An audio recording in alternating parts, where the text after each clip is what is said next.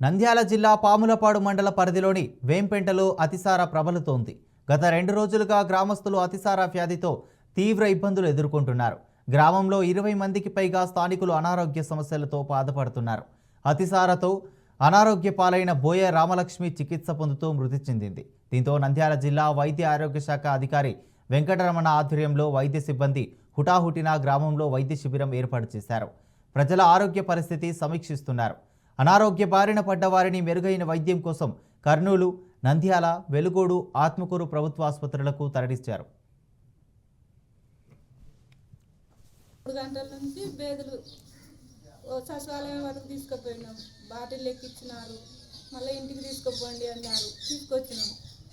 రాత్రి మజ్జిగ దాటినాం, మాత్రలు వేసినాం. మళ్ళీ రాత్రి 4-5 సార్లు బేదలు అయినాయి. ఇంకా అక్కడికి తీసుకుపోనికే ఈమెకు 2 కాళ్ళు ఇరిగినాయి. తీసుకుపోలేకపోయాను. పొద్దున 6 గంటల వరకు బాగానే ఉంది. ఇంకా 8 అప్పుడు చనిపోయింది. వేంపేట గ్రామము. నా పేరు కె యేసరత్నము. దయచేసి జిల్లా ఆఫీసర్ దగ్గర మొక్కి చెప్తున్నాను. ఇవి వేంపేటలు ఇప్పటికి దగ్గర నిన్నటువంటి వాంతులు బేలు అనేవి మొత్తం కేసులు మొత్తం 20 ఆ మధ్య లేని.